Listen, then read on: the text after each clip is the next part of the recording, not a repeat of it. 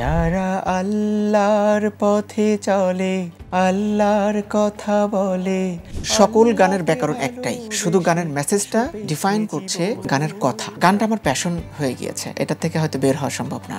জেনে না জেনে হাজার পাপের সাগরে, আমি যত যা কিছুই করি না কেন গান কখনো আমি ভুলবো না যদি আমার সেন্স রিকল না হয়ে যায়। এই যাত্রাতে আসলে মূল অনুপ্রেরণা, পথ প্রদর্শক সেটা হচ্ছে আব্বু। আর মিউজিক নিয়ে একটা বিশাল কন্ট্রোভার্সি আছে। তো এখানে কেউ কেউ বলে থাকেন যে আপনি কোনো গানে সেখানে মিউজিক্যাল ইনস্ট্রুমেন্ট ইউজ করা হয়েছে। এখন বাংলাদেশের যে পার্সপেক্টিভ, আমাদের যে অডিয়েন্স, তাদের রিসিভিং ক্যাপাসিটি আছে কিনা, এবং এখানে একটা বিতর্ক তৈরি হবার সম্ভাবনা রয়েছে। সফটওয়্যার ইউজটা কম হচ্ছে বেশি হচ্ছে, তার সাথে আমরা ভোকাল ইউজ করছি। আমি আমার মৌলিক গান শুরু করেছিলাম একটা হামদ দিয়ে।